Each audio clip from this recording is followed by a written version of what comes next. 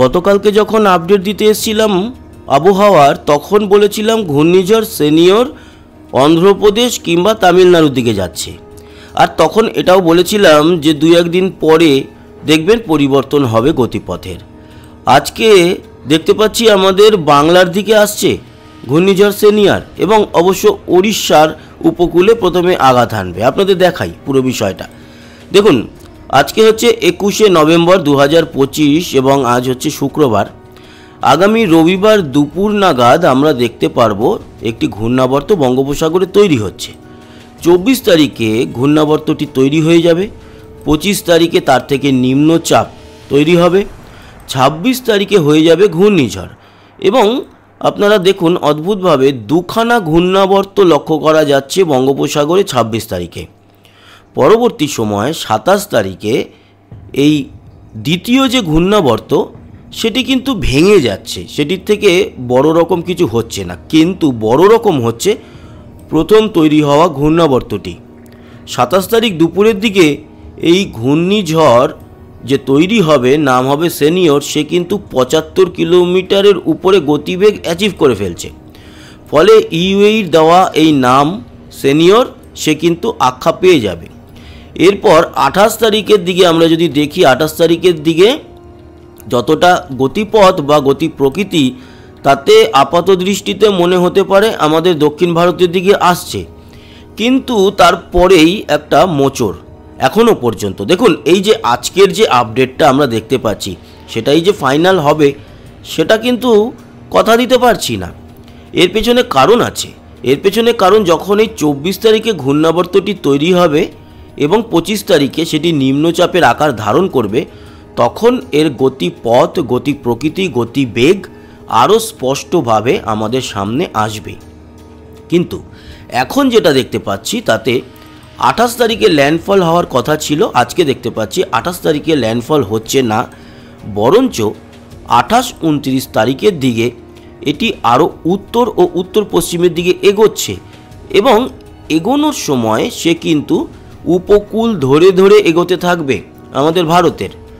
দক্ষিণ ভারতের উপকূল মানে তামিলনাড়ু, অন্ধ্রপ্রদেশ, এদিকে ওড়িশা, এই উপকূলের কাছে পৌঁছে যাবে। তার মানে 29 তারিখে এই উপকূলে ঝড় এবং বৃষ্টির তাণ্ডব দেখা যাবে।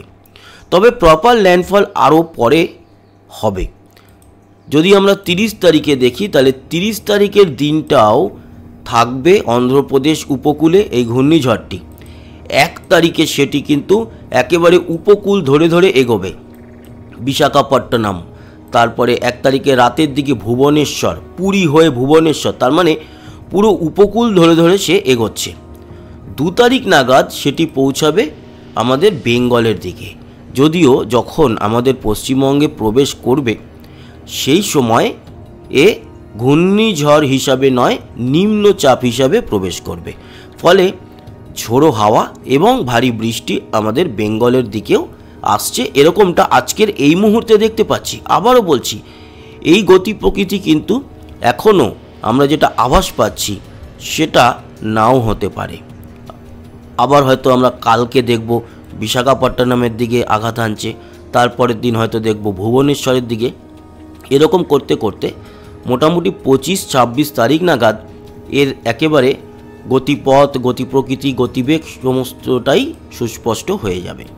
দেখুন, এই যে বললাম আমাদের বেঙ্গলের দিকে বৃষ্টি আসবে, এখনও পর্যন্ত যা আপডেট তাতে 29 থেকে 1 তারিখ পর্যন্ত যেটা দেখতে পাচ্ছি, তাতে বলছিলাম না যে আমাদের অন্ধ্রপ্রদেশ এবং ওড়িশা উপকূল ধরে ধরে এগোবে। তাই সেই উপকূলগুলোতে বিশেষ করে কাকিনাড়া, এটা কিন্তু আমাদের পশ্চিমবঙ্গের কাকিনাড়া নয়, এটা অন্ধ্রপ্রদেশের কাকিনাড়া, বিশাখাপত্তনম, শ্রীকাকুলাম, তারপরে ব্রহ্মপুর আবার ওড়িশা, অন্ধ্রপ্রদেশ আর ওড়িশার বর্ডার প্রায় এই ব্রহ্মপুর, তারপরে ভুবনেশ্বর, পুরী, এই অঞ্চলগুলোর উপর থেকে যাবে। এবং আমাদের বেঙ্গলে এর প্রবেশ 2 তারিখে।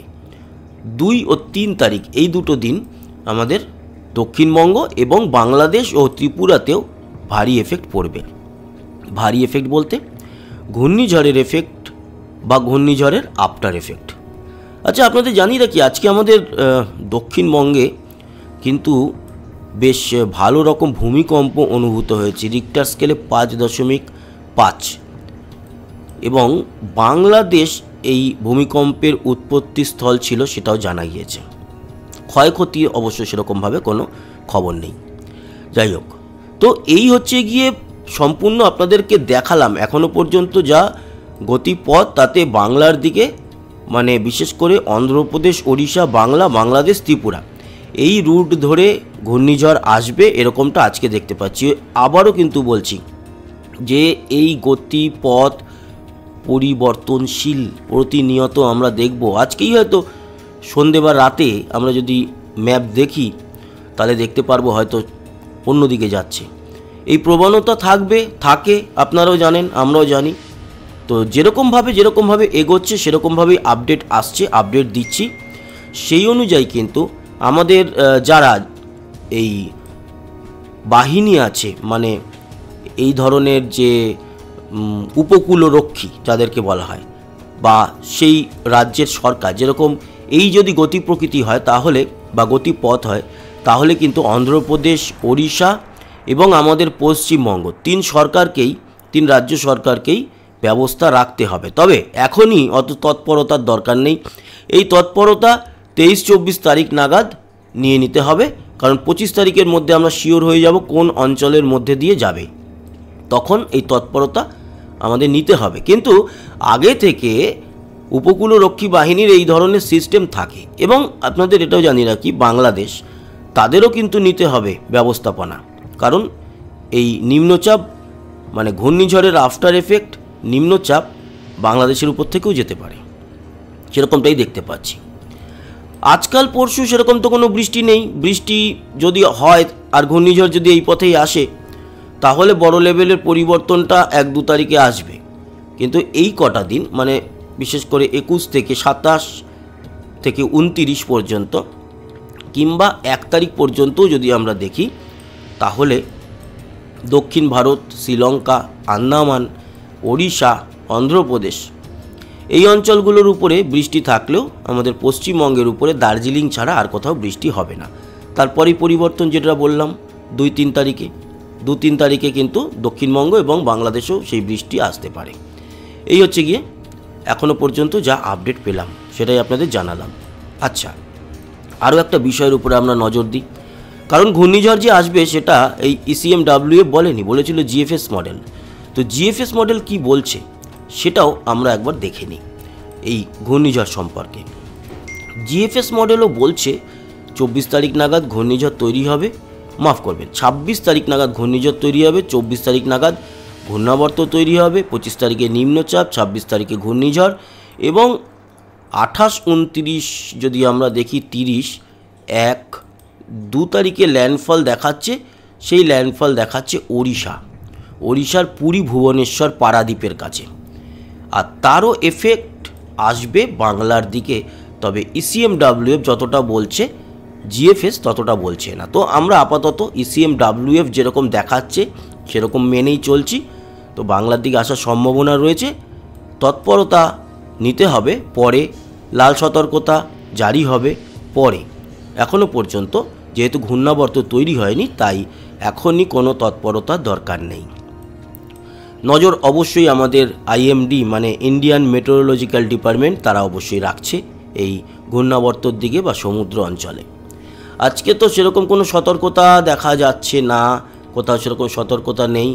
বাংলাদেশের মধ্যে এই যে কমলা, এটা কিন্তু কোনো সতর্কতা নয়, এটা অন্যরকম একটা সিম্বল। এটা অবশ্য কী সিম্বল আমি জানি না এখনও, পরে হয়তো জেনে বলবো। তবে এটা বৃষ্টি বা অন্য কোনো সতর্কতা নয়। আজকে কোনো বৃষ্টি বাংলাদেশে নেই, ওটা অন্য কোনো একটা ম্যাপের সিম্বল হবে, যেটা আমাকে পরে জেনে তারপরে বলতে হবে। কিন্তু আপাতত আমরা যেটা দেখতে পেলাম তাতে বৃষ্টি নেই 30 তারিখ 1 তারিখ অবধি। আর 1 তারিখের পরে ওই যে 2 তারিখ 3 তারিখে ঘূর্ণিঝড়ের যে এফেক্ট সেটা আমাদের বাংলার দিকে আসতে পারে, সেরকমটাই দেখলাম। তো আজকাল যেরকম বৃষ্টি নেই, তাই আমরা আজকের যদি উপগ্রহ চিত্র দেখি তাহলে দেখতেই পাচ্ছেন একেবারে পরিষ্কার আকাশ। পশ্চিমবঙ্গ সহ বাংলাদেশ, ত্রিপুরা, আসাম এবং সমগ্র ভারতের উপরে যদি আমরা দেখি তাহলে সমগ্র ভারতও পরিষ্কার। শ্রীলঙ্কার উপরে কিছুটা মেঘ, আর দক্ষিণ ভারতে তামিলনাড়ু, পুদুচেরি এই সমস্ত সাইডে, কেরালা এই দিকগুলোতে কিছুটা মেঘ রয়েছে, তবে সেটা বৃষ্টির মেঘ নয়, হলেও খুব সামান্য ছিটে ফোটা।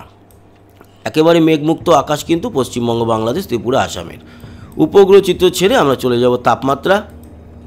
আজকের তাপমাত্রা দুপুরে সর্বোচ্চ যেরকমটা ভেবেছিলাম তাই, ওই 29-30-এর মধ্যে রয়েছে। 28 থেকে 30-এর মধ্যে পুরুলিয়া 27, বাকি 28 থেকে 30-এর মধ্যে দক্ষিণবঙ্গ, উত্তরবঙ্গে 27-28-এর মতো, বাংলাদেশও 27 থেকে 29-এর মধ্যে রয়েছে। টেকনাফ কক্সবাজারের দিকটা 30, বাকি ওই 27 থেকে 29-এর মধ্যে। ত্রিপুরা 28, মোটামুটি সব জায়গাতে। আমবাসার দিকটায় একটু গরম বেশি, 31, শিলচর 28, আসাম জুড়ে 27-28-এর মতোই রয়েছে তাপমাত্রা। আগামীকাল ভোর রাতে তাপমাত্রা কত থাকবে? আগামীকাল 19 থাকবে কলকাতায় ভোর রাতে, মানে সর্বনিম্ন তাপমাত্রা। পুরুলিয়া বাঁকুড়ায় 16-17-র মধ্যেই থাকবে দক্ষিণবঙ্গ, শুধু কলকাতায় 19 এবং সুন্দরবন বা একেবারে দক্ষিণের উপকূলে সেখানে 19-20-র মতো থাকবে। উত্তরে মালদার দিকটা 17 এবং আলিপুর দুয়ারের দিকে অবশ্য ঠান্ডাটা বেশি থাকবে, 15-16-র দিকে। শীতলকুচি দিনহাটাও 16-17, জলপাইগুড়ির দিকটাও মোটামুটি 16, বাকি 16 থেকে 18-র মধ্যে। বাংলাদেশও কিন্তু 16 থেকে 18-র মধ্যে থাকবে কাল ভোর রাতে। চট্টগ্রামের দিকেও 18-20-র মতো। ত্রিপুরা দেখতে পাচ্ছি 16-17, এছাড়া শিলচর 19 এবং আসাম জুড়ে 17-18 তাপমাত্রা কাল ভোর রাতে থাকবে। তো এই ছিল আপডেট, আশা করি কাজে লেগেছে।